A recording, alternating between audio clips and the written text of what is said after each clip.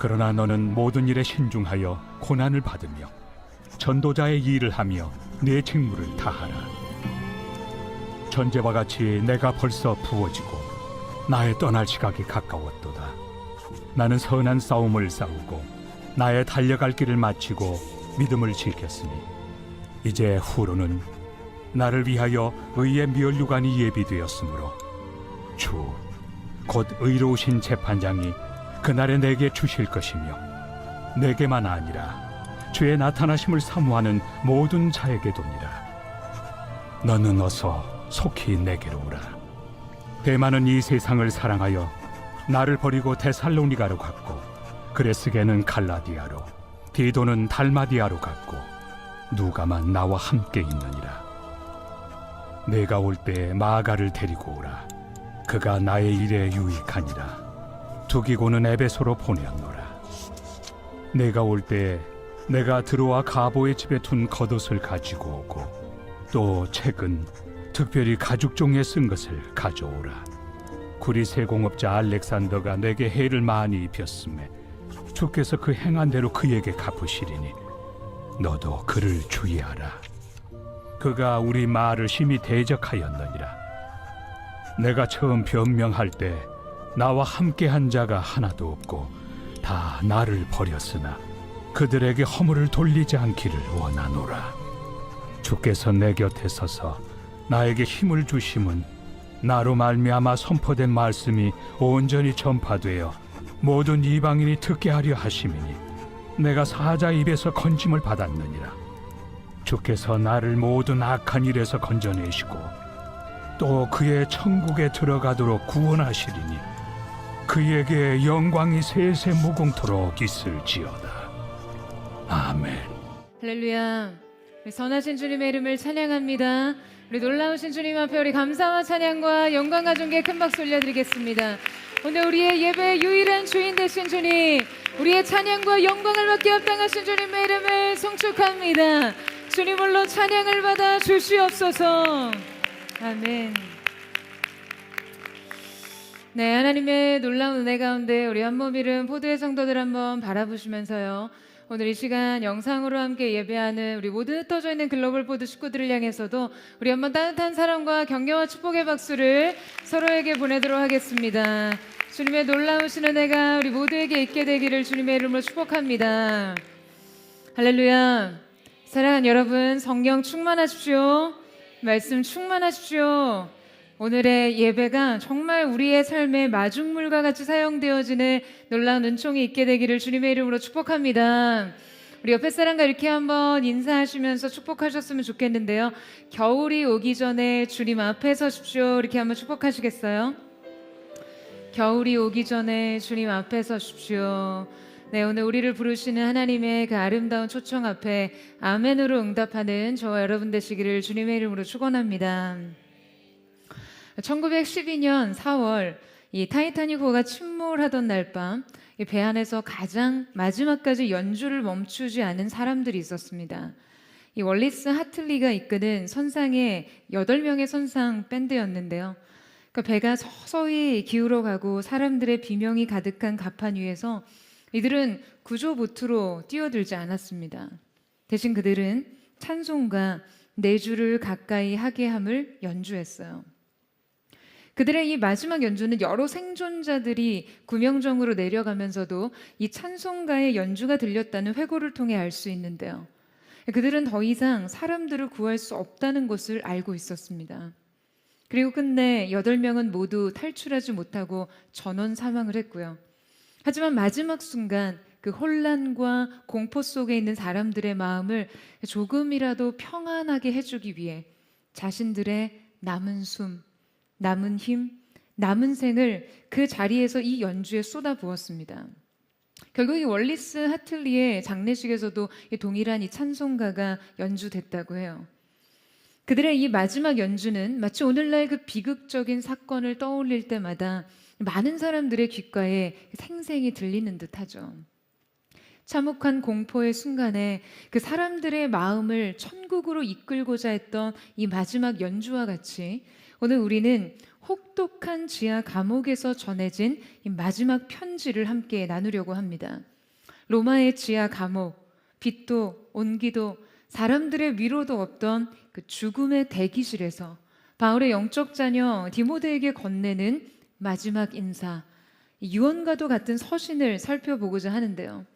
제가 지난주에 어떤 말씀을 나눌까 고민하던 중에 문득 겨울이 오기 전에 라는 이 표현이 등장하는 바울의 편지가 생각이 났습니다. 그리고 보니 어린 시절에 아버지께서 12월 첫 주에 늘 이 본문으로 말씀을 전하셨던 기억이 나더라고요. 공교롭게 오늘이 12월 첫 주잖아요. 본격적인 추위가 들이닥치기 전 바울의 이 차디찬 시간 속에 몰입혀 들어가 정말 이 말씀을 받을 때 우리 안에 더 깊은 묵상이 있을 수 있을 거라는 기대가 있었습니다. 여러분 기대가 되시나요? 네, 오늘 함께 살펴볼 이 디모데 후서는 바울의 편지 중 가장 이 감정이 응축된 편지, 그리고 동시에 이 바울의 영성과 목회 철학이 집약된 글인데요. 이 편지는 네로 황제의 극렬한 이 기독교 박해 기간에 감옥에 투옥된 상황에서 쓰여진 서신입니다. 자, 앞선 이 바울의 첫 번째 투옥은 가택 연금에 가까운 비교적 자유로운 상태였는데요. 자, 이 시기 두 번째 투옥은 네로 황제의 기독교 박해 정책에 따라 극도로 열악한 지하 감옥에 갇힌 상황이었어요. 바울이 처한 당시 사회 분위기는 네로 황제의 기독교 박해로 인한 성도들의 체포, 고문, 투옥, 화형, 맹수 처형이 있었고요.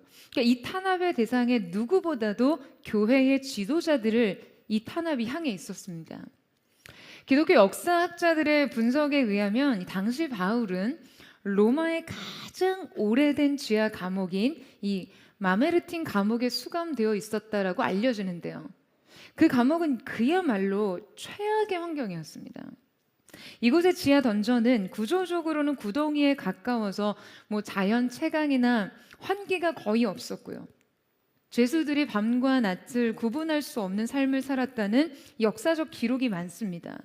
이 감옥엔 주로 정치범, 반역자들이 수감됐는데요. 그들은 보통 이 쇠사슬에 묶여서 추운 겨울에 어떤 겉옷이나 담요조차 공급받지 못했고, 배설시설도 열악해서 이 배설물에 악취, 그 썩은 듯한 공기와 습도, 세균과 곰팡이, 전염병 등의 무분별한 노출 속에 지나야 했습니다. 더욱이 이곳은요, 단순한 감옥으로서가 아닌 고문과 처형의 대기실로 기능하던 공간이었거든요.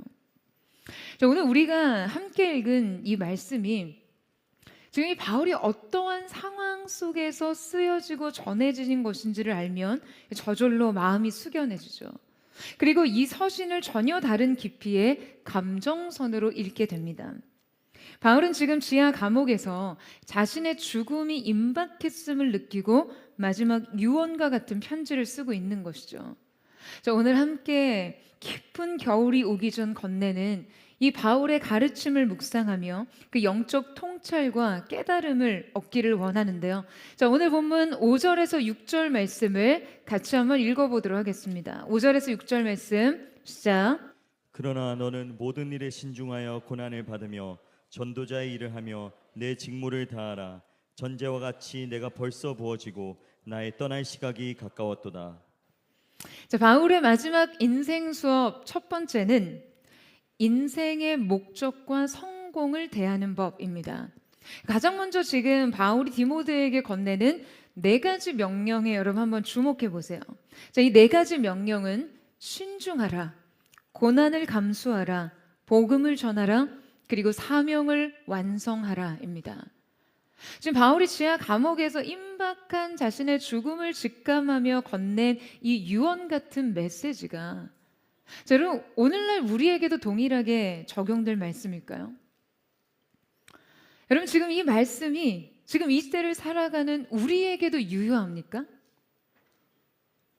여러분 오늘날 우리 삶이 어떠한 모습과 상관없이 이 진리의 말씀은 우리에게 언제나 유효합니다.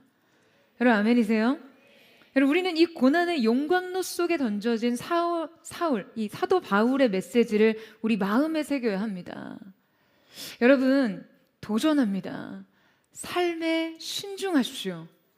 여러분, 이것은 단순히 어떻게 진지하게 사고하라고 하는 말이 아니라 이 말은 영적인 감각을 민감하게 하라는 의미입니다. 영적인 명확성을 의미해요. 이 감정이 늘 빠르게 치솟다 가라앉고 늘 변화무쌍한 우리의 영혼을 항상 이 경계 상태에 세워야 합니다. 시대적인 흐름과 또 유행과 감정이 엄청난 속도로 변화하고 가속화될 때 여러분, 우리가 그것에 길들여져서 같이 휩쓸려서는 안 됩니다. 감정과 느낌이 변하듯이 하나님 앞에 태도를 바꾸시면 안 됩니다.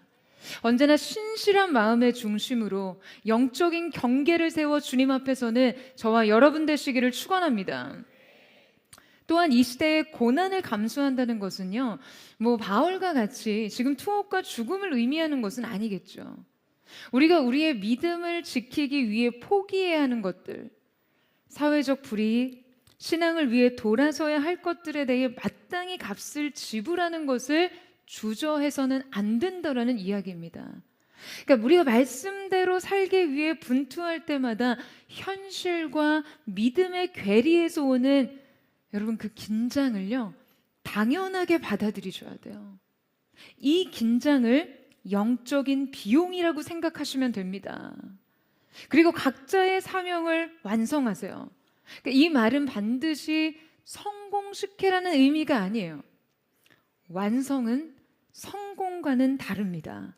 그러니까 이 완성이란 각자 삶에서 마주하는 아픔과 무게를 외면하지 않고 진실하고 정직하게 책임을 다하는 것입니다. 그러니까 그 책임을 끝까지 채우는 것이 우리의 완성이에요. 여러분, 오늘 본문의 바울이 이 사명을 이룸에 있어서 자신의 삶을 지금 어떻게 이해하고 있었는지 알 수 있는 한 단어가 등장합니다. 6절에서 전제와 같이 내가 벌써 부어지고, 그러니까 자기의 삶을 전제와 같다라는 이렇게 표현한 것은 여러분 정말 너무 아름다운 표현이에요. 이 표현은 제가 정말 사랑하는 표현인데요.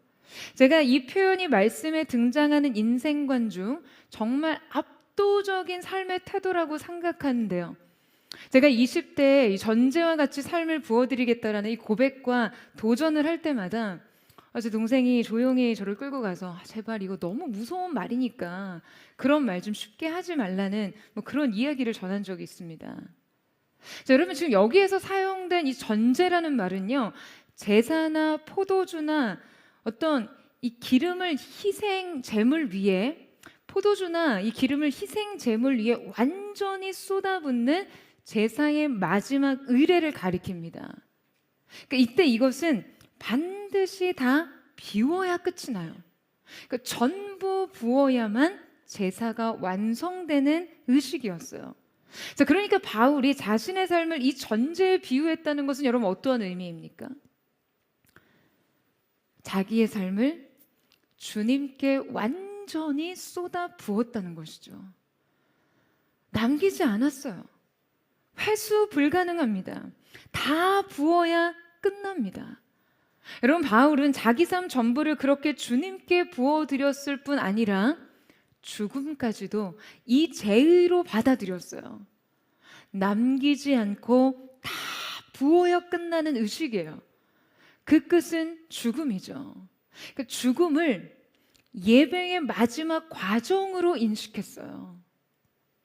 여러분, 그리스도를 위한 바울의 삶의 인식이 정말 우리를 너무나 감동시키고 도전하고 있지 않습니까? 할렐루야. 여러분, 그의 마음이 좀 감동이 되고 도전이 되세요? 지금 그는 하나님 앞에서 자기의 삶 전체를 하나의 예배적 행위로서 인식하고 있었습니다. 너희 몸을 하나님께서 기뻐하시는 거룩한 산제물로 드리라. 이는 너희가 드릴 영적 예배니라.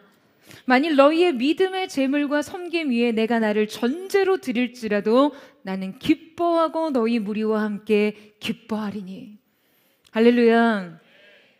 여러분 그의 삶 전체가요 하나님께 드릴 예배였고 자신이 이 예배를 위해 소진되는 것 자체가 그의 삶의 목표였어요. 따라서 죽음조차도 그는 그 예배의 마지막에 제물 위에 모두 부어지는 제의적 행위로서 이해하고 있었습니다. 따라서 그는 삶을 자신이 무엇을 남겼느냐로 평가하지 않았어요. 무엇을 드렸느냐가 중요했으니까요. 예배를 위해서 자신이 부어졌으면 여러분 그것은 삶의 완성에 이르는 것이었어요. 사랑하는 여러분, 저는 이 거룩한 열망이 저와 여러분의 것이 될 수 있기를 주님의 이름으로 축원합니다. 우리의 삶 전부를 제단 위에 제물로 전제로서 부어드릴 수 있는 거룩한 열망이 오늘 저와 여러분의 것이 될 수 있기를 주님의 이름으로 축복합니다. 그런데 여러분 제가 종종 많은 헌신자들의 이야기를 들을 때 안타까움을 느낄 때가 있어요. 그들이 한때 청년의 때 첫사랑의 때 하나님 앞에 드린 헌신의 열매가 삶의 어떠한 보상으로서 돌아오지 않았을 때 그 시간을 후회하거나 아까워한다는 거예요. 여러분 하나님께 드린 시간을 왜 아까워하세요? 그 시간이 여러분에게 어떠한 현실적 보상과 열매로 돌아오지 않았다고 해서 여러분 그 시간이 무의미한 것입니까? 실패한 것인가요? 사람들이 그 시간을 인정해 주지 않는다고 해서 여러분 그 시간이 초라한 시간인가요? 아닙니다. 주님께 드린 그 자체로 의미 있는 것이죠. 주님을 위해 쏟아부은 여러분의 시간과 노력과 여러분 그 마음 자체가 가치 있는 것입니다. 바울은 삶을 어떠한 성취와 성공의 서사로 보지 않았고요. 죽음을 비극적인 결말로 보지 않았습니다. 그저 인생을 예배의 완성으로 본 것이죠. 여러분 그가 바로 삶에 대한 이러한 이해 속에서 죽음까지도 어떻게 받아들이고 있다고요? 지금 그는 곧 다가올 죽음을 직감하고 있었어요. 전제와 같이 내가 벌써 부어지고 나의 떠날 시각이 가까웠도다. 자, 이때 이 떠날 시각, 떠난다는 것은 죽음을 의미하죠. 그런데 바울이 이때 이 떠나다라는 단어를 아날리세우스라는 헬라어로 표현했는데요. 지금 이 단어는 성경 전체에서 여러분 거의 사용되지 않는 매우 문학적이고 은유적인 표현이었습니다. 그러니까 고대 헬라 문학에서 이 단어는요, 이게 어떤 의미로 사용됐냐 하면 전쟁터나 여행 등에서 집으로 돌아가기 위해 천막을 거둘 때 여러분 당시 고대 사회에서 사용되던 천막은요, 이게 천막을 지탱하던 줄을 풀어야 하거든요. 그러니까 이 줄을 풀 때 천막의 구조가 무너집니다. 그러니까 바로 이때 이 줄을 당기는 행위에 사용된 단어가 바로 이 아날리세우스예요. 이제 장막을 거두고 집에 가는 거예요.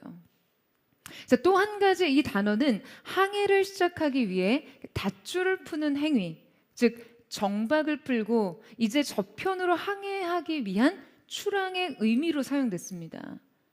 또 세 번째는요, 노예들에게 차 있었던 이 결박과 착고를 풀어줄 때도 이 아날리세우스라는 단어를 사용합니다. 그러니까 바울은 지금 매우 의도적으로 이 단어를 사용하며 자신의 죽음에 대해서 표현하고 있는 것이죠. 그러니까 이 표현을 통해 바울의 죽음에 대한 인식을 엿볼 수 있는 것이에요. 그러니까 여러분, 그에게 죽음은 어떠한 의미였습니까? 비극적인 종말인가요? 슬픈 단절과 참혹한 처형인가요? 이제 떠날 시각이 가까웠도다 라는 말 속에는 어떤 죽음에 대한 그의 두려움과 슬픔이 엿보입니까?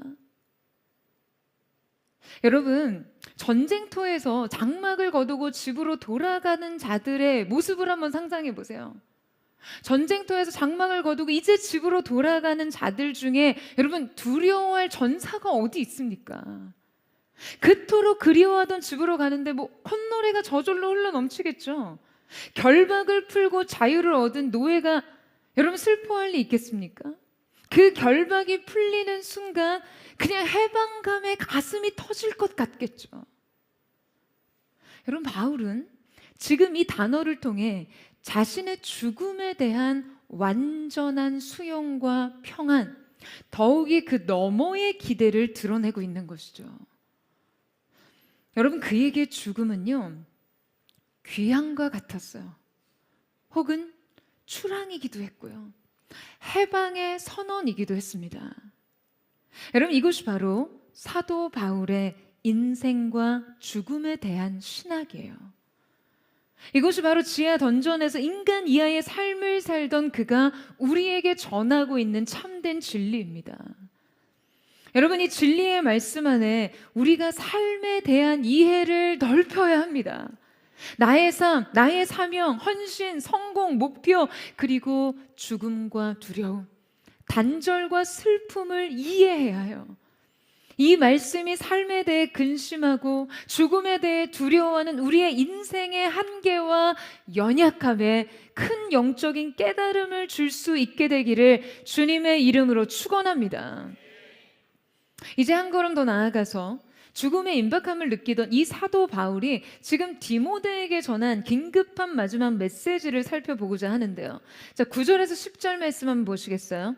우리 9절에서 10절 말씀을 같이 읽겠습니다. 시작. 너는 어서 속히 내게로 오라. 대만은 이 세상을 사랑하여 나를 버리고 데살로니가로 갔고 그레스게는 갈라디아로 디도는 달마디아로 갔고 누가만 나와 함께 있느니라. 내가 올 때에 마가를 데리고 오라. 그가 나의 일에 유익하니라. 자, 바울의 마지막 인생 수업 두 번째는 관계의 거리를 정하는 법입니다. 여러분, 지금 이 편지의 마지막 부분에서 우리는 지금 바울이 언급하는 인물들에 대해 한번 살펴보고자 하는데요. 아마도 편지의 이 마지막 부분에 대해 큰 의미를 두는 사람은 없을 거예요. 바울은 지금 디모데에게 매우 디테일한 언급을 하고 있거든요. 그는 구체적으로 사람들의 이름을 열거하고 있습니다. 아마도 그에게는 이 마지막 때에 생각나는 사람들이겠죠. 이때 바울이 언급한 사람들은 몇 가지 의무로 분류될 수 있는데요. 저는 이들 각각의 인물됨과 지금 바울이 관계 맺는 방식이 여러분 마치 우리의 인생 전체의 인간 관계의 군상을 대표적으로 보여주는 것 같다라고 느낍니다. 과연 마지막 때 인생엔 어떤 사람들이 존재할까요? 가장 먼저 떠난 사람이 있습니다. 사명의 이탈자들이요. 지금 그들이 사명을 버리고 떠난 이유는 여러분 무엇이었을까요? 지금 그들이 데살로니가로 왜 갔습니까? 새로운 부르심 때문에요? 아니요. 지금 성경은 분명 그들이 세상을 사랑했기 때문이라고 기록합니다. 대마는 바울의 동역자였어요. 하지만 그는 결국 자신을 버리고 떠났다라고 언급하죠. 그러니까 이 대마의 떠남은 바울에게는 믿음의 배신을 의미했습니다. 많은 신학자들이 대마가 한때 바울의 동역자였으나 그가 결국에 복음보다 자기 보호와 안락함, 기회와 안전을 택하며 사명의 길을 이탈했다라고 평가해요. 그러니까 그들은 애초부터 갈망이 달랐고 목적지가 달랐고 마침이 달랐습니다. 그러니까 섞일래야 섞일 수 없는 인생들이죠. 여러분, 우리의 인생에도요 이런 사람들이 있어요. 떠난 사람들이요. 어쩌면 그들은 애초에 떠날 사람들이었죠. 왜? 목적이 달랐으니까요. 결코 같은 목적지에 도달할 수가 없는 거예요. 여러분, 여러분의 인생에서 이러한 사람들, 이러한 관계에 대해 아쉬워하지 마십시오. 할렐루야. 두 번째는 보낸 사람들입니다. 이들도 바울을 떠났죠. 하지만 이 떠남은 사명을 위한 새로운 보냄이었어요. 바로 그리스게와 디도입니다. 이들은 결국 물리적으로는 바울과 분리됐지만 이것은 새로운 부르심과 헌신을 위한 파송이었어요. 그들은 부재조차도 바울 곁에 없는 이유조차도 아름다웠던 것이죠. 그러니까 나란히 함께 걸을 수 없고 분명한 거리가 존재하지만 같은 방향을 향해 걷는 사람들이었어요. 세 번째는 끝까지 함께하는 사람입니다. 여러분, 바울에게 있어서는 누가가 그랬어요. 누가만 나와 함께 있느니라. 여러분, 이 말을 생각해 볼 때 사실 이 말은요, 좀 아픈 말입니다. 이 말에는 바울의 절대적 고독과 외로움, 그리고 동시에 누가를 향한, 또 누가를 통한 절대적 신뢰와 위로가 담겨져 있어요. 그러니까 누가는 바울과 빌립보, 고린도, 예루살렘, 로마까지 함께한 전 여행의 동반자였어요. 그러니까 바울은 자기 삶에 수많은 사람들이 오고 가는 동안 이 유일한 한 사람을 통해 자신의 사역이 어떻게 지탱됐는지를 절실하게 느끼고 있었습니다.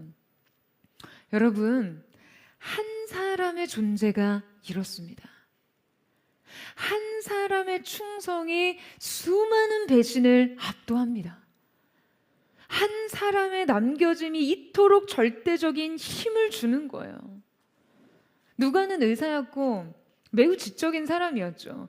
그를 통해서 바울의 사역은 마지막까지 기록됐고 바울의 육체에 가시 같던 질병은 계속해서 케어받을 수 있었을 거예요. 그러니까 누가의 삶의 모든 캐릭터와 그의 재능이 바울의 사역을 위해 아낌없이 부어졌던 것이죠. 한 사람을 위한 동행과 헌신이 여러분 복음의 놀라운 진보를 이룬 것입니다. 사랑하는 여러분, 저는 여러분의 삶에 이 누가와 같은 동행자가 있기를 주님의 이름으로 축원합니다. 또한 여러분 자신이 여러분 누가와 같은 헌신자가 되세요. 여러분 아멘이세요? 끝까지 가는 사람, 끝까지 남는 사람, 끝까지 동행하는 사람, 여러분 끝까지 충성하는 사람이 되시기를 주님의 이름으로 축원합니다.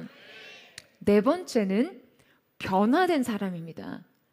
바울이 지금 디모데에게 내가 올 때 마가를 데리고 오라고 부탁하고 있는데요. 자, 이 마가는 마가복음의 저자인 마가, 또 사도행전에 등장하는 마가의 다락방이 그 마가를 가리켜요. 베드로가 감옥에서 풀려난 후 찾아갔던 그 집도 바로 마가의 집이었다라고 언급되죠. 그러니까 이 초대교회는요, 이 마가의 집을 중심으로 사역을 펼쳐가는데요. 그러니까 많은 학자들이 마가의 집이 경제적으로 넉넉하고 굉장히 부유해서 초대교회의 물질적 토대를 지원했을 거라고 분석합니다. 그의 집은 곧 교회였고 기도의 처소였고 핵심 사역지였어요. 그리고 그는 바나바의 생질, 조카나 사촌 정도로 추정되는데요. 말하자면 그는 초대교회의 매우 핵심적인 인물이었던 것이죠. 자, 그런데 그런 그가 1차 선교 여행 중에 중도 포기를 하면서 이 바울을 굉장히 실망시켰던 인물이었어요. 심지어 2차 선교 여행에서 마가를 데려가자는 바나바와 지금 이를 반대하는 바울이 이를 이유로 심하게 다퉈서 결국 이렇게 헤어지게 되는 굉장히 큰 갈등으로 이어지게 되거든요. 그러니까 즉 마가는 한 번 사역적인 실패를 경험하고 한때 바울의 사역과 삶에서 배제된 인물이었죠. 자, 그런데 오늘 본문에서 여러분 그에 대해 어떻게 언급하고 있습니까? 지금 마가에 대해서 어떻게 언급하고 있죠? 바울은 그가 유익하다라고 칭찬하고 있어요. 그러니까 이 마가라는 인물이 지금 초대교회에서 매우 입체적인 인물이었다라는 거예요. 그는 실패와 용서, 화해와 회복을 통해 완전히 재건된 인생으로서 지금 끝내 복음에 매우 유익한 일꾼으로 거듭난 인물이었습니다. 그러니까 하나님께서 주신 새로운 기회를 붙잡아 실패를 일으킨 인생이 된 것이죠. 예전에 아버지께서 튀르키예 성지 순례를 다녀오시고서는 그런 말씀을 하시더라고요. 바울의 전도 여행을 따라 순례를 하다 보니 왜 그때 마가가 집으로 돌아갔을지 좀 이해가 되셨다는 거예요. 당시 마가는 이 버가에서 질병이 회복이 됐거든요. 육신에 연약하면서 막 이렇게 놓여졌어요. 자, 그런데 이제 바울과 바나바와 함께 터키 중부의 이고니온과 안디옥을 가야 하는데 이 버가에서 북쪽은요 타르스 산맥이 이렇게 병풍처럼 가로막혀 있다라고 하시더라고요. 그러니까 이 순례길에서 이제 가이드가 말하기를 이 타루스 산맥은 높고 험하기가 우리나라 태백산맥의 10배는 될 거라고 하더래요. 그리고 이 타루스 산맥을 넘어가면 굉장히 크고 넓은 늪지대를 통과해야 되는데, 자, 여러분 생각해 보세요. 이제 막 병에서 회복된 마가가 그 길고 험한 길을 동행할 엄두가 났겠냐는 거예요. 그래서 그를 극진히 간호했던 바울을 저버리고 병에서 노임을 받자마자 집으로 돌아갑니다. 여러분이라면 어떠시겠어요? 근데 여러분, 이 거대한 산맥 앞에 서 보니 마가가 왜 그때 용기를 잃고 집으로 돌아갈 수밖에 없었는지를 심정적으로 조금 이해하게 되셨다라는 말씀을 들은 적이 있어요. 여러분, 우리도 인생에서 매우 미숙한 시절이 있습니다. 그때 우리는 뒤돌아서고 이탈하고 배반하고 넘어지죠. 그런데 다시 일어서면 우리는 완주할 수 있습니다. 여러분, 아멘이세요? 관계의 갈등마저도 여러분 끝내 유익이 될 수 있어요. 사랑하는 여러분, 한 번 넘어졌더라도 일어서십시오. 한 번 돌아섰던 길이지만 여러분 다시 그 길 위에 서세요. 그리고 다시 걸으세요. 여러분, 그 길 끝에 하나님의 인정과 칭찬이 있을 것입니다. 여러분, 저는 우리가 하나님 나라의 유익한 자라는 칭찬을 받는 사람들 되기를 주님의 이름으로 축원합니다. 넘어졌고 뒤돌아섰어도 다시 주신 기회 앞에서 믿음으로 전진하는 하나님의 사람들로 이 하나님의 칭찬이 여러분의 인생 최대의 명예가 되는 은혜가 있게 되기를 축복합니다. 이제 마지막으로 언급되는 또 한 부류가 있는데요, 바로 해로운 사람입니다. 자, 우리 14절에서 15절 말씀을 같이 한번 읽겠습니다. 시작. 구리세공업자 알렉산더가 내게 해를 많이 입혔음에 주께서 그 행한 대로 그에게 갚으시리니 너도 그를 주의하라. 그가 우리 말을 심히 대적하였느니라. 지금 바울이 구리세공업자 알렉산더를 구체적으로 언급하면서 그가 우리의 말을 심히 대적했다라고 하는 것은요, 지금 알렉산더가 공식적인 자리에서 바울의 명예를 훼손하고 그를 훼손하는, 해롭게 하는 발언을 했다라고 지적하고 있는데요, 많은 성경학자들이 그가 바울의 2차 투옥 고발자 혹은 증언자였을 가능성이 매우 크다고 생각합니다. 여러분, 바울이 지금 자신의 영적 아들 디모데에게 마지막 유언과 같은 메시지를 남기면서 그의 인생을 해하려던 사람을 언급하고 심지어 너도 그를 주의하라 라고 가르치고 있거든요. 여러분, 이 말씀 어떻게 해석하세요? 여러분, 지금 그가 자기의 경험을 바탕으로 한 사람에 대한 확고한 편견과 앙심을 전하고 있다라고 생각하시나요? 사랑과 용서를 가르쳐야 될 영적 지도자가 어떻게 이럴 수 있냐라고 하시겠어요? 여러분, 이것은 단순히 관계의 상처를 보복으로 대처하라고 하는 것이 아닙니다. 공동체가 상처를 다루고 관계 안에서 책임을 가리는 문제는요, 결코 앙심과 보복의 문제가 아니에요. 그러니까 이 문제의식을 공유하는 것은 공동체의 경계와 안전을 세우는 매우 중대한 행동이었어요. 여러분, 이것은 결코 사랑과 용서를 포기하는 것이 아닙니다. 최근 미로슬라브 볼프라는 예일대학교 신학 교수님의 그런 글을 본 적이 있어요. 우리가 상처를 입은 피해자에게 그저 쉽게 잊으라고, 용서해야 된다라고 말하는 것이 이게 얼마나 심각한 폭력인 줄 아냐고요. 여러분, 공동체 안에서 화해와 용서를 이루는 일은요, 그냥 그저 덮어놓고 잘잘못 따지지 말고 좋게 해, 덮어, 잊어버려, 은혜로 넘어가. 여러분, 결코 이런 게 아니에요.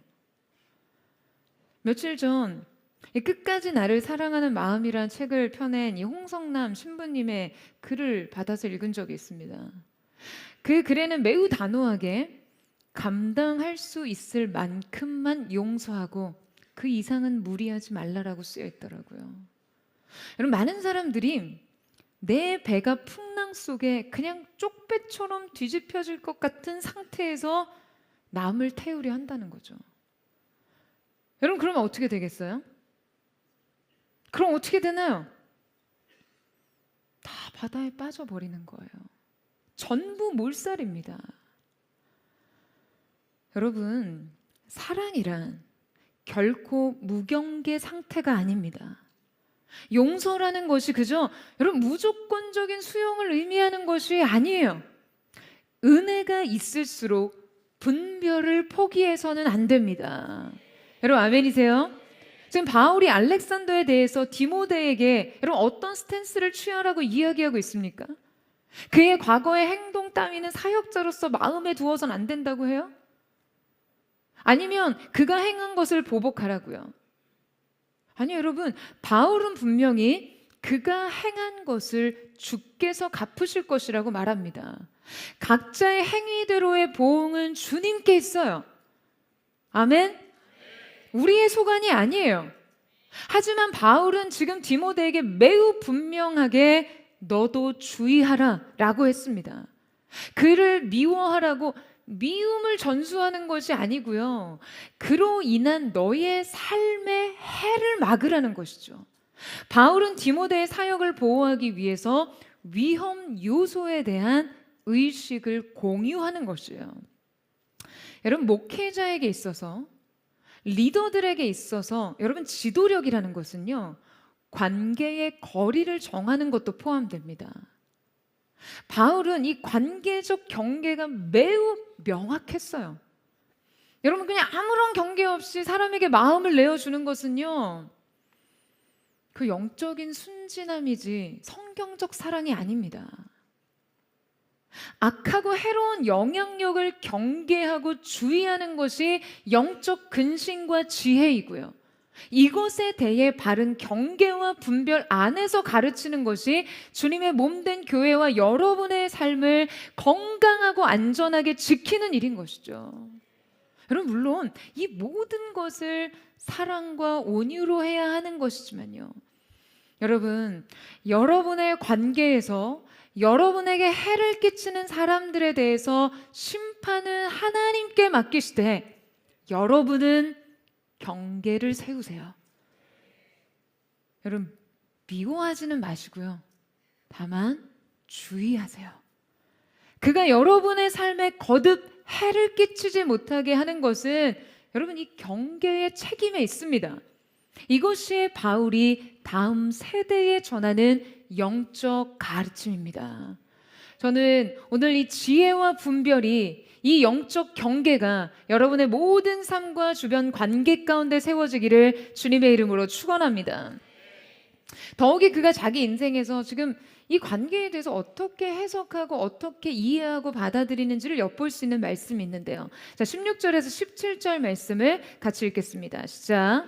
내가 처음 변명할 때 나와 함께한 자가 하나도 없고 다 나를 버렸으나 그들에게 허물을 돌리지 않기를 원하노라. 주께서 내 곁에 서서 나에게 힘을 주심은 나로 말미암아 선포된 말씀이 온전히 전파되어 모든 이방인이 듣게 하려 하심이니 내가 사자의 입에서 건짐을 받았느니라. 자, 여러분, 지금 바울의 이 말씀을 통해 우리는 바울의 제자도, 영성, 관계의 신학, 목회적 통찰 모두를 배울 수 있는데요. 바울은 이 구절 속에 그가 자신의 주변 관계에 대해서 어떻게 이해하고 있는지를 드러냅니다. 바로 외로움은 실패인가? 라는 질문에 대한 답이에요. 바울은 사람들은 다 나를 버릴 수 있다라고 생각합니다. 바울은 이 말씀에서 내가 처음 변명할 때라고 기록했는데요. 여러분, 이것은 주로 피고인이 공식 진술이나 재판에서의 공식 변론을 의미하는 말입니다. 당시 로마 재판에서는 피고인들을 위한 인물 증언이라고, 피고를 지지하는 자들이 함께 법정에 서서 그의 신뢰성을 함께 지지하고 방어해 줄 수 있었거든요. 그런데 바울이 이때 로마 2차 재판의 최종 변론에서 한 사람도요, 단 한 사람도 자신을 변호해 주지 않았던 완전한 고독을 경험했던 것이죠. 사람들은 모두 다 떠나갔습니다. 그런데 그때 바울은 동시에 이렇게 고백하죠. 주께서 내 곁에 서서 나에게 힘을 멈추심은. 여러분, 이때 주께서 내 곁에 서다라는 이 파리스테미라는 헬라어는요, 법정 기술 용어이거든요. 변호인이나 증언자들이 이 법정에서 피고인 옆에 서 있는 것을 묘사할 때 사용되는 단어입니다. 그러니까 말하자면 사람들은 어느 누구도 그 곁에 서서 그를 변호해 주지 않았지만, 여러분, 지금 이 관계의 공백을 누가 채워주셨다고요? 누가 채워주셨나요? 주께서 바로 그때 바울의 곁에 서 계셨습니다.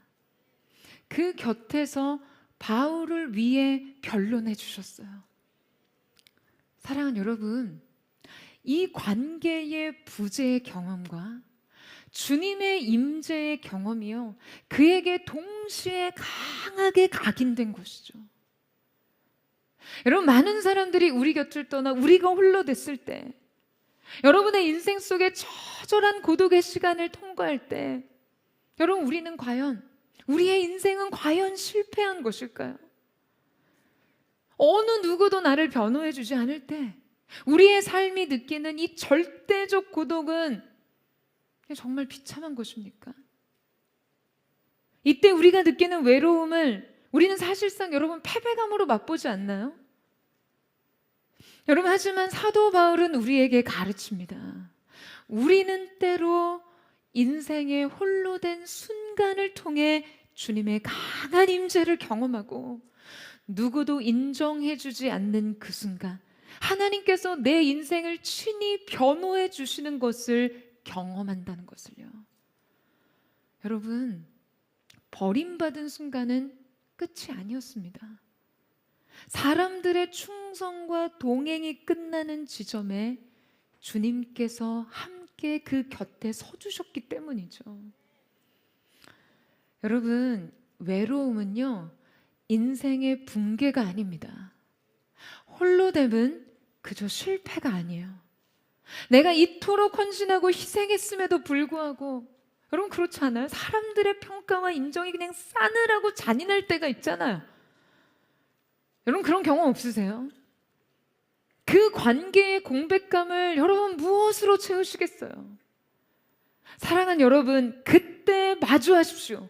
그 공백을 채우시는 주님의 충만한 임재를 말이에요. 할렐루야, 할렐루야.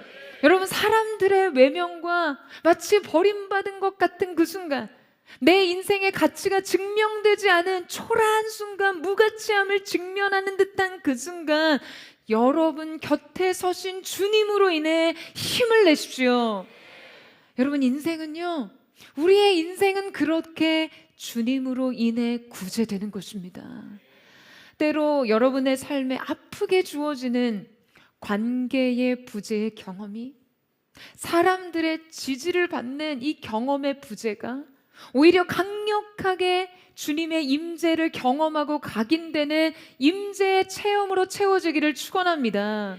세상이 나를 인정하지 않고 사람들이 나를 지지해 주지 않아도 내 인생을 변호하시고 변론해 주시는 주님의 곁에 서심을 경험하는 저와 여러분 되시기를, 그래서 우리의 인생 사명의 길을 그 주님의 함께 하심을 동력 삼아 달려가는 은혜가 있기를 예수님의 이름으로 축원합니다. 마지막으로 오늘 말씀 안에서 살펴보고자 하는 것은요, 여러분 지금 이 편지가 누구에게 왜 전해졌는지에 관한 것이에요. 바울의 마지막 인생 수업 세 번째는 오늘 해야 할 내일의 일입니다. 21절 말씀을 같이 읽겠습니다. 시작. 너는 겨울 전에 어서 오라. 으블로와 부데와 리노와 클라우디아와 모든 형제가 다 내게 문안하느니라. 자, 오늘 우리가 함께 살펴본 말씀은 사도 바울이 지금 그의 손바닥만한 인생의 남은 날들을 세어보면서 지금 디모데에게 긴급한 메시지를 전한 것이거든요. 앞서 9절에서도 너는 어서 속히 내게로 오라 라고 바울이 매우 단도직입적으로 강하게 호소하고 있음을 알 수 있습니다. 여러분, 왜 사도 바울은 디모데에게 이토록 긴급하게 자신에게 오기를 요청하고 있는 것일까요? 디모데가 실제 바울에게 오기까지 결코 쉽지 않은 여정이 될 것이라는 것은요, 여러분 누구보다도 바울이 잘 알고 있었습니다. 여러분, 지금 바울이 디모데에게 겨울이 오기 전에 속히 오라라는 요청은 단순히 그를 보고 싶어하는 감성적 그런 요청이 아니에요. 이 말은 바울과 디모데 모두가 감수해야 하는 현실적, 사역적, 목회적 부담이 모두 포함되어 있었어요. 일단 당시 디모데가 있던 에베소와 바울이 수감된 로마까지의 거리는 약 1500km 정도가 떨어진 이동이 필요했습니다. 이 이동은 육지와 해상 경로가 모두 포함된 이동이었고요. 당시 이 지방에서는 겨울 항해가 아예 금지되어 있었기 때문에 지금 이 겨울이 오기 전 매우 신속한 결정을 해야 하는 일이었어요. 더욱이 바울이 에베소에 디모데를 파송한 이유는 지금 에베소 교회의 거짓 교사들과 영지주의자들로 인해 매우 문제투성이었기 때문이었는데요. 그러니까 바울에게 가장 믿을 만한 후계자였던 디모데를 지금 이 교회에 파송하면서 에베소 교회를 안정시키려고 한 것이죠. 자, 그런데 생각해 보세요. 이때 디모데가 바울의 요청에 의해 에베소 교회를 비우게 되면 리더십의 공백으로 교회는 큰 리스크가 생기게 되죠. 또한 지금 네로 황제의 통치 말기에 로마의 상황은 매우 위험했습니다. 교회의 지도자들을 극렬한 국가 반역자 집단으로 취급하던 때였기 때문에 지금 디모데가 이때 바울을 만난다는 것은요, 디모데의 신변에 굉장한 위험이 따르는 일이었죠. 그런데 지금 이 모든 상황을 너무나도 잘 아는 바울이 디모데에게 너는 겨울이 오기 전에 속히 오라 라고 말하는 이유는 무엇이었을까요?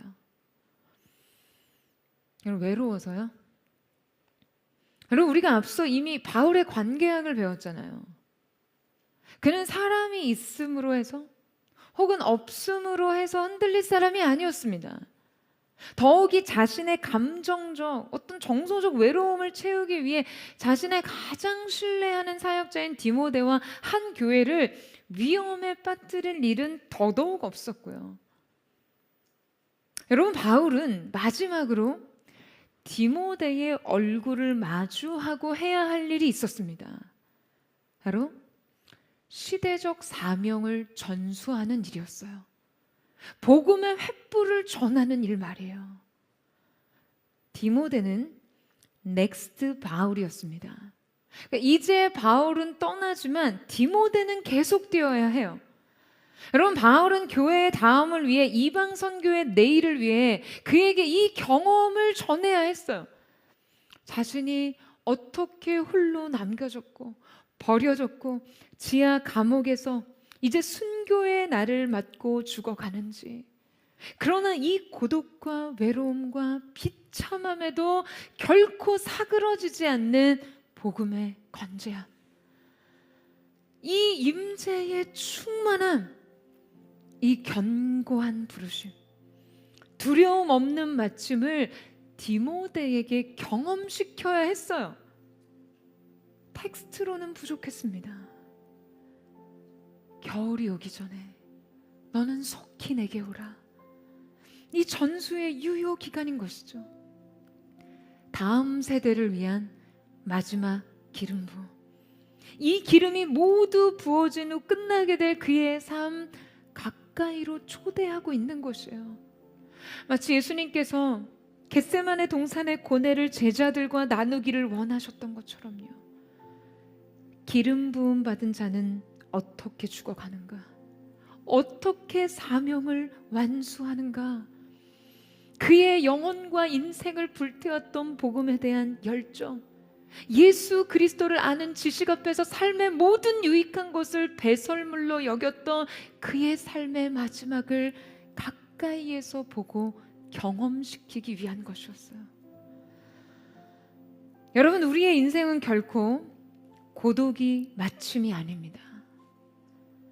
다음 세대에도 이 부르심은 유효합니다. 복음은 건재합니다. 여러분, 아멘이세요? 여러분, 우리는 계속해서 겨울이 오기 전 디모데를 부르고 디모데를 대면해야 해요. 우리의 미래를 세우고 우리의 다음을 준비해야 하는 것이죠. 사랑하는 여러분, 자녀 세대에게 이 경험을 전하십시오. 우리의 다음 세대를 이 기름 부음 앞으로 초대해야 합니다. 할렐루야. 오늘 우리를 부르시는 주님 음성 가까이 나아가 이 마지막 시대 가운데 전하고자 하시는 그 복음의 진리를 전수받아야 한다는 거예요. 여러분의 삶에 오고 가는 모든 것들 가운데 우뚝 서 계신 주님의 임재를 전하십시오. 여러분, 이것이 다음 세대를 일으킬 정신의 계승입니다. 우리의 미래를 준비할 오늘의 결단인 줄로 믿습니다. 할렐루야. 여러분, 겨울이 오기 전에요. 겨울이 오기 전에 뜨거운 사랑을 품고 우리를 부르시는 주님 곁에서 그 다음에 기름 부음이 예비되는 은혜가 있게 되기를 주님의 이름으로 축원합니다. 오늘 여러분의 인생을 견인하시고 부르시는 주님의 이 호소, 겨울이 오기 전에 속히 내게 오라 말씀하시는 주님 곁에서요, 여러분의 그 다음을 준비하는 은혜, 내일을 위한 오늘의 준비를, 오늘의 이 예배 속에서 가늠하는 은혜가 있기를 축복합니다. 우리의 다음 기름 부음을 위해, 이 시대 마지막 세대 가운데 이 주님의 복음의 능력을 전수하기 위해 진정 바울이 외쳤던 그리스도 안에서 발견된 나, 그리스도를 아는 지식이 가장 고상함을 삶으로 증거하고 시대의 정신으로 전수하기 위해 디모데를 불렀던 것처럼요. 오늘 우리가 주님의 임재 가까이에서 주님이 우리 가운데 남기시는 복음의 불을 받는 은혜가 있기를 축복합니다. 또한 우리 가운데 전이된 이 복음의 불을 우리의 다음 세대, 다음 기름 부음으로 전수할 수 있는 거룩한 하나님의 사람들로 깨어 있으시기를 예수님의 이름으로 축원합니다. 오늘 그 자리가, 오늘 주님으로부터 이 영적인 임파테이션, 하나님이 우리 가운데 전이시키시는 성령의 불, 복음의 정수, 그 진리의 깃발을 전수받는 놀라운 은총이 있게 되기를 주님의 이름으로 축원합니다. 우리 함께 찬양하며 주님 앞에 나아가기를 원합니다.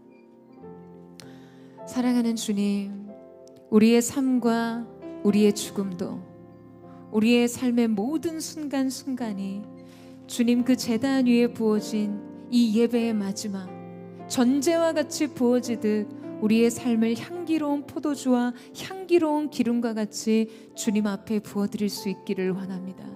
오늘 이 바울의 심령이 우리의 영혼 깊은 곳에 이르게 하여 주시고, 오늘 바울이 디모데를 향해 전하고자 했던 그 복음의 불, 이 복음의 횃불, 십자가의 이 진리가 오늘 우리를 관통하여 우리의 다음 세대를 향해 흐를 수 있는 성령의 기름 부으심이 되게 하여 주옵소서. 우리 그 마음 고백하며 우리의 삶을 주님 앞에 드리며 주님 보좌 앞으로 함께 나아가기를 원합니다. 나의 모습, 나의 소유, 주님 앞에 모두 드립니다. 모든 아픔, 모든 기쁨, 내 모든 눈물 받아주소서. 어제 일과 내일 일도, 어제 일과 내일 일도, 꿈과 희망 모두 드립니다. 모든 소망, 모든 계획, 내 손과 마음 받아주소서.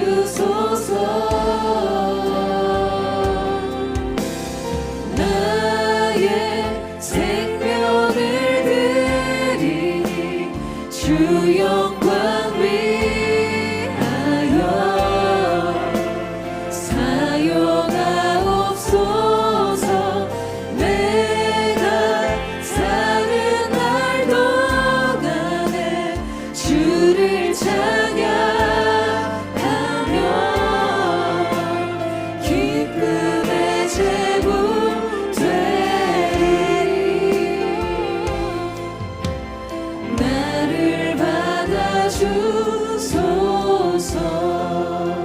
다시 한번 고백합니다.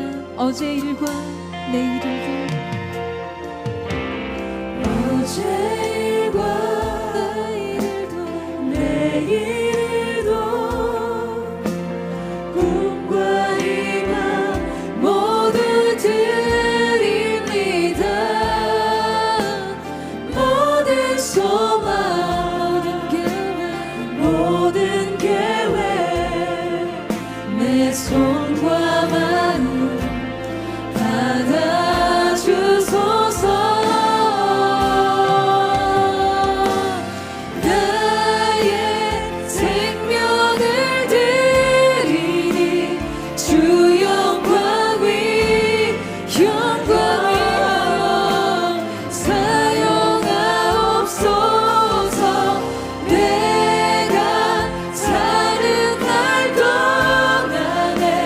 주를 찬양하며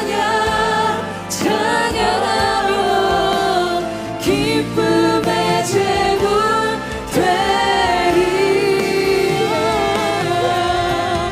나를 받아 주님을 향해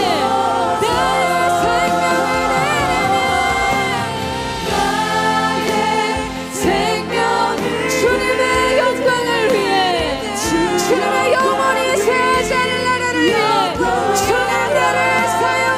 주옵소서. 내가 사는 날 동안에 주를 찬양하며 기쁨의 제물 되리리. 우리 시간 주님 앞에 우리의 거룩한 손을 높이 들어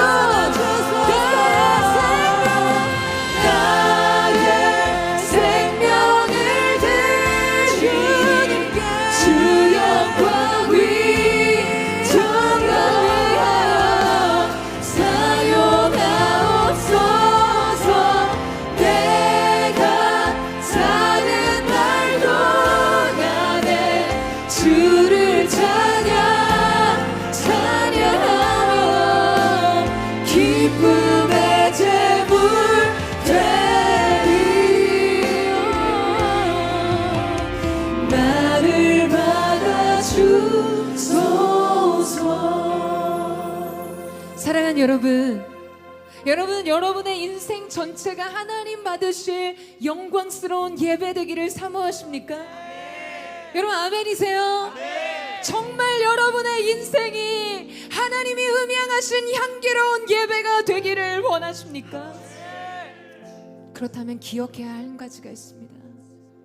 여러분, 예배에는, 제사에는 언제나 제물이 필요하다는 거예요. 근데 많은 사람들이 자신의 인생을 삶의 예배로 드린다고 하면서, 많은 사람들이 예배 앞에서 하나님의 임재 앞에 자신의 인생을 드린다고 고백하면서 정작 인생의 재물을 준비하지 않습니다. 결국 예배를 통해서 받고 싶은 것은요, 내 인생 아니에요. 어떤 은혜, 어떤 축복을 받을 수 있을까? 내 인생 어떤 문제를 해결할 수 있을까? 이 마음의 소망을 가지고 주님 앞에 나오고 있지 않으십니까, 여러분? 진정 하나님 앞에서 우리가 기쁨의 예배, 우리의 예배가 하나님 흠양하시는 기쁨의 예배가 되기 위해서는요, 산제물이 필요합니다. 오늘 이 제단 위에 여러분, 진정 여러분의 인생이 전제로서 주님 앞에 부어지기를 원하세요. 신중하라, 고난을 감수하라, 복음을 전하라, 사명을 완성하라는 바울의 요청 속에 진정 여러분의 가슴이 뜨거워지십니까?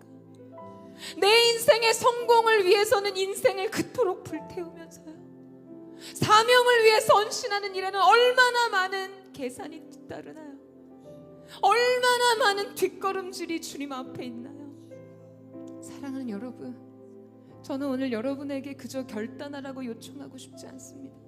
전 진정 바울의 인생을 움직이게 했던, 이제는 내 안에 내가 세상에서 유익하다고 생각했던 모든 것을 배설물로 여길 수 있으면 그리스도를 아는 지식이 가장 고상하며 그 안에서 진정 내 자신을 발견하기 위함이라고 고백했던 그의 열망이요, 여러분, 그리스도를 만나세요. 그리스도를 체험하십시오. 그 영광의 임재 안에 설 때 우리는 바울이 꿈꾸고 소망했던 그 영광의 나라, 주님, 내가 진정 사명을 완성하기까지, 성공을 성취하기 위해서가 아니라요, 사명을 완성하기까지 내 자신을 제물로 하나님 앞에 드릴 수 있는 기쁨의 헌신이 주 앞에 드려질 수 있을 줄로 믿습니다. 진실한 예배자로서, 거룩한 불꽃으로서 오늘 우리의 삶을 주님 앞에 드리기를 원합니다. 다시 우리를 새롭게 하사 주님의 영광에 이르게 하여 주시옵소서. 무엇을 받을지를 계수하지 않고 주님 앞에 무엇을 드릴지, 내가 주님 앞에 드린 것으로 내 인생을 평가할 수 있는 거룩한 하나님의 사람들 되게 하여 주시옵소서. 우리 그 열망을 담아 주여 아버지 값심의 동성으로 기도합니다. 주여, 사랑하는 주님, 오늘 우리의 열망이 되신 그리스도, 오늘 우리의 꿈과 소망이 되신 그리스도, 예수를 아는 지식, 예수 그리스도를 아는 지식이 내게 가장 완전하며 가장 기쁨과 소망의 능력이 되는 고백하는 자들로 오늘 시간 주 앞에 나서게 하여 주십시오. 인생 성공을 위해서는 그토록 자신을 불태우는 주님, 주의 영광과 사명을 위해서 언제나 뒷걸어질 정도는 우리 자신을 부끄러워 주님 앞에 내려놓기를 원합니다. 그러나 주님, 이 연약한 우리를 여전히 포기하지 않으시고 바울 인생 아메색 도상에서 부르셔서 그의 인생을 새롭게 하셨습니다. 실패했던 바다를 다시 한번 그리스도 예수의 복음의 증언자로 함께 했던 것처럼 우리를 다시 세우시는 하나님 앞에 주의 찬양하는 자들 될 수 있도록 역사하여 주시옵소서. 그 복음의 열정, 복음의 불, 성령의 불, 사랑의 불이 오늘 가운데 새롭게 부어지게 하여 주시옵소서. 주 찬양해 전심으로 주 경배해 내 혼인 다하여 날 생애로 주를 갈망하오니 성령이여 임하소서. 우리에게 임하소서. 진실한 예배자로, 진실한 예배자로, 거룩한 불꽃으로 주께 드릴 길 원하네. 삶으로 고백하며 무릎으로 지킬 때, 삶으로 고백하며 무릎으로 지킬 때 아버지여 영광 받으소서.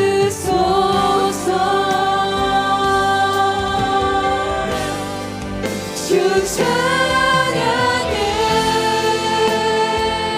전심으로 주 경배해 내 혼인 다하여 날 생애로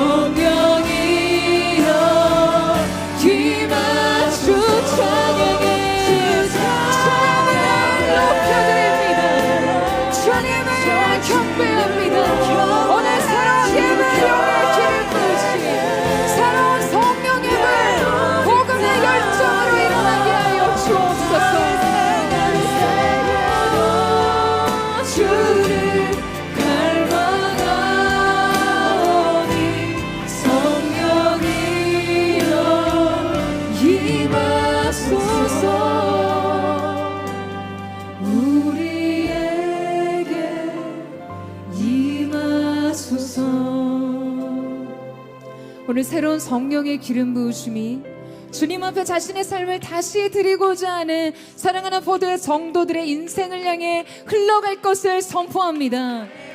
사랑하는 여러분, 오늘 이 가운데 마가와 같은 마음으로 이 자리에 있으신 분 있으세요?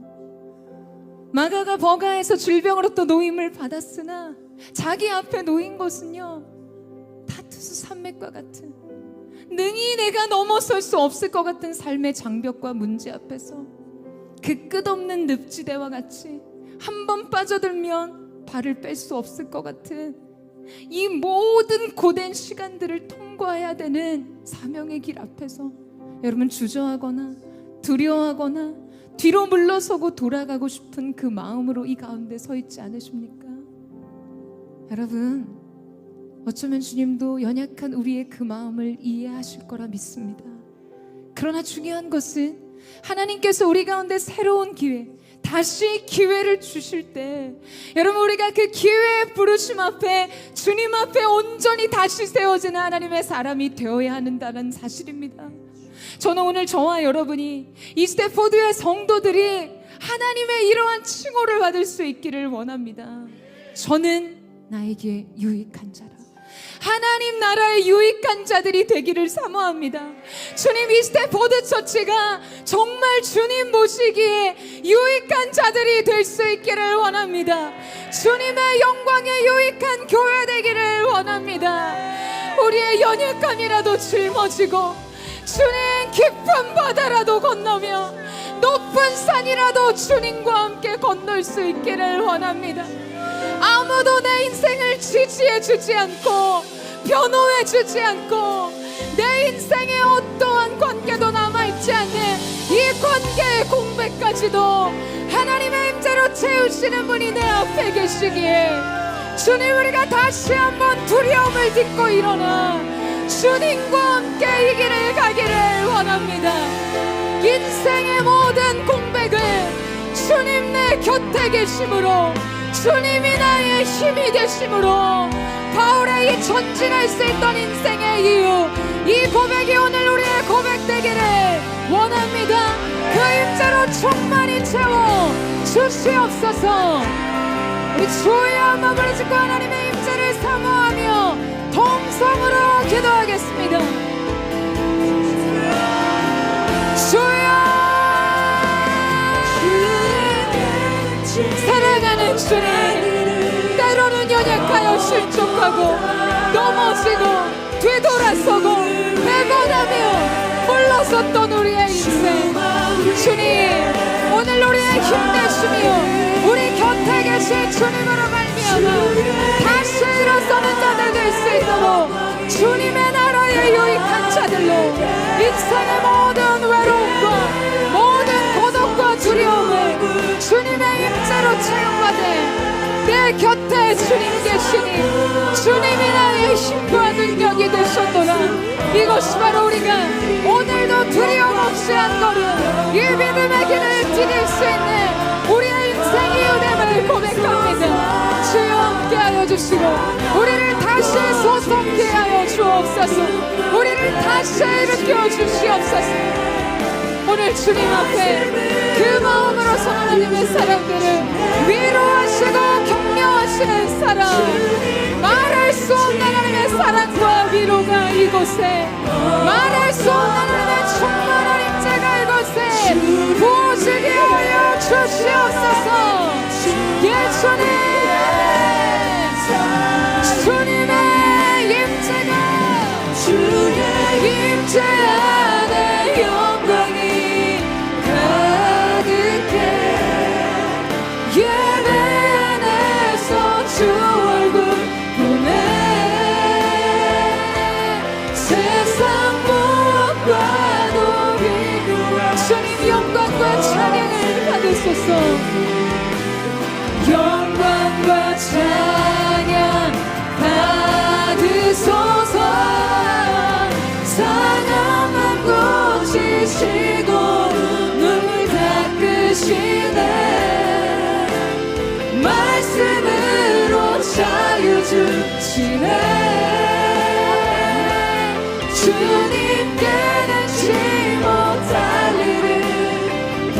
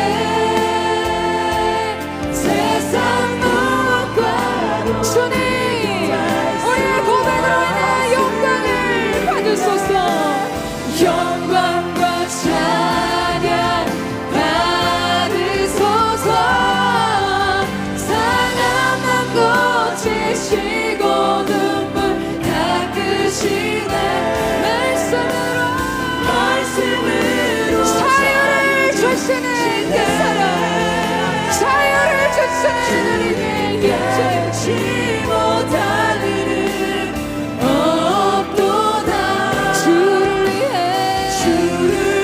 여러분 시간 우리의 삶을 주님 앞에 드리며 두 손 높이 들고 고백합니다.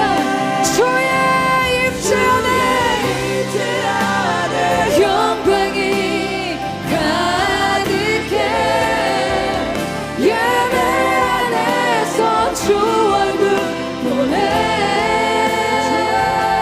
세상 무엇과도 비교할 수 없으리. 영광 그 찬양 주님 홀로 받으소서. 받으소서. 상한 맘 고치시고 눈물 닦으시네. 말씀으로 자유 주시네. 오늘의 시간 영적인 자유와 평강과 새로운 소망과 기쁨이 있음을 선포합니다. 주를 위해 주만 위해 주를 위해 주를 위해 주만 위해 주만 위해 주를 위해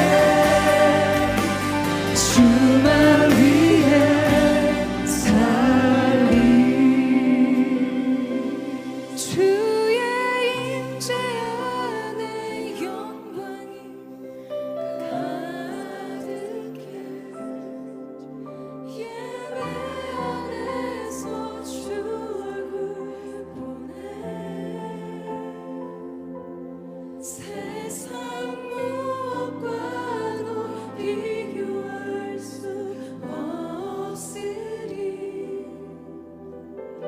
영광과 찬양 받으소서. 상한 맘 고치시며 눈물 닦으시네. 말씀으로 자유 주시네. 주님께는 치 못할 일은 없도다. 주를 위해 주만 위해 살리. 주님, 저와 사랑하는 포드, 이 포드의 성도들이 세상의 인종과 사람들의 지지가 없어도 우리 주님 내 곁에 계신다면, 우리 주님이 내 곁에 계신다면 나의 힘, 나의 능력, 나의 노래, 나의 피할 바위, 나의 생의 목적이 되신 주님을 위해 이 사명을 완성하기까지 달려가는 자가 되기를 원합니다. 관계의 그 모든 수많은 공백 속에, 외로움과 고독 속에 몸부림친 하나님의 사람들 곁에 주님이 임재하여 주시되, 사랑하는 주님, 겨울이 오기 전에 너는 속히 내게 오라. 다음의 기름 부음을 위해, 이 복음의 횃불을 전하기 위해, 이 시대적 사명을 디모데에게 전하기 위해 그 모든 리스크를 감수하고도 그를 불렀던 바울, 그리고 그의 초청에 행했던 디모데와 같이, 사랑하는 주님, 오늘 이 시간 우리가 먼저 겨울이 오기 전에 너는 내게로 속히 오라 말씀하시는 주님의 부름과 주님의 호소에, 이 음성에 반응하며 주님 앞에 서기를 원합니다. 우리의 내일을 준비하는 시간이 있기를 원합니다. 우리의 그 다음의 기름 부음을 예비하는 은혜가 있기를 원합니다. 또한 우리도 우리의 영적 자녀 디모데들을 향해 아버지 하나님이 우리에게 주신 이 사명을 전수하는 자들, 이 시대 예배의 장막, 다윗의 장막, 다윗의 예배의 가치를 전수하며 이식하는 자들, 영적인 거룩한 임파테이션이 우리의 다음 세대 가운데 부어지게 하여 주시옵소서. 이 마지막 세대 가운데 복음의 횃불을 높이 드는 자들이 예비되고 준비되게 하여 주시옵소서. 주여 세 번 부르짖고 통성으로 기도합니다.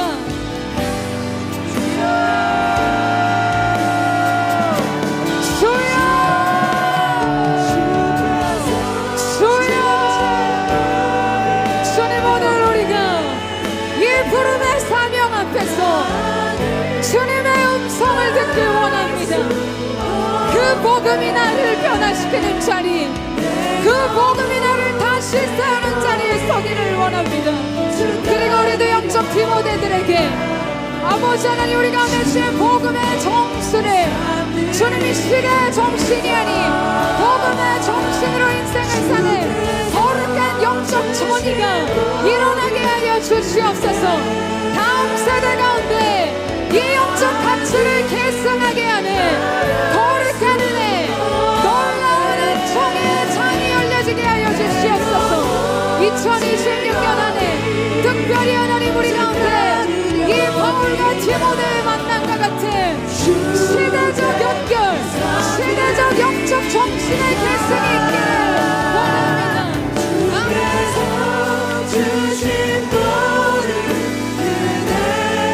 예수님, 나는 말할 수 없네. 내 영혼 즐거이 주 따르렵니다. 주께 내 삶 드립니다. 오직 주의 사랑을 내요. 우리 마지막 결단의 찬양을 주님 앞에 드립니다. 내 영이 기뻐 주님의 사랑을 노래합니다.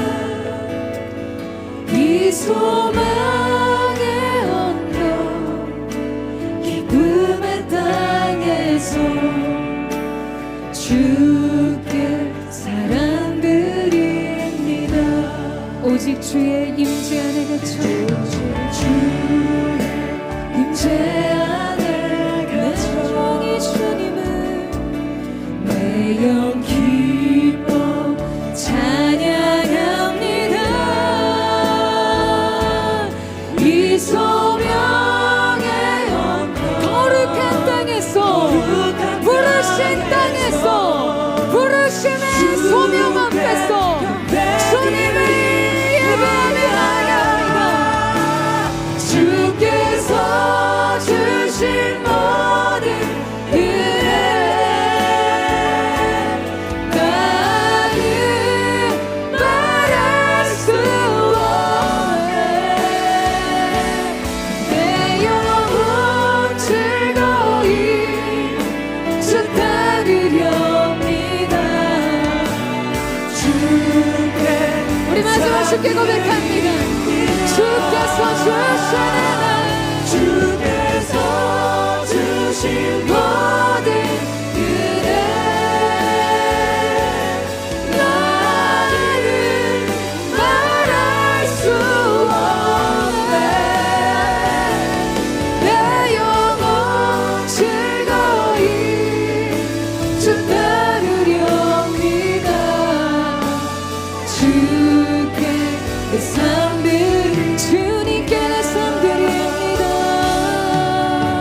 주께 내 삶 드리 주님께 나의 삶을 드려 주께 내 삶 드립니다. 사랑하는 주님, 우리의 다음이 주님의 놀라운 기름 부음 안에 예비될 수 있도록 이 복음의 횃불을 높이 들고 새로운 사랑의 불로 주님 앞에 서기를 원합니다. 이 마지막 시대 가운데 주님 하나님의 내일을 예비하는 자들이 되게 하여 주옵소서. 우리에게 주신 이 사명을 우리의 다음 세대 가운데 전수하는 자들 되게 하여 주십시오. 주님, 시대적인 정신으로 인생을 살지 않고 영적인 복음의 정신으로, 십자가의 정신으로 이 마지막 세대를 살아내는 하나님의 사람들이 오늘 겨울이 오기 전에 속히 내게로 오라. 주님, 바울의 고백처럼 하나님의 음성으로 이 말씀을 머금고 주님 앞에서 사명을 완성하는 일에 자신의 삶을 헌신하고자 하는 하나님의 사람들을 통해 일어나게 하여 주시옵소서. 우리의 내일은, 이 나라 민족의 미래는, 우리의 가정과 교회의 미래는 주님 새로운 기름 부음 안에 예비될 것을 선포합니다. 고대처치의 2026년 안에 주님 주시는 기쁨과 평안과 확장의 역사가 있을지어다. 그렇게 함께 하시는 여배 감사와 찬양을 드리며 살아계신 예수님의 이름으로 기도드립니다. 아멘.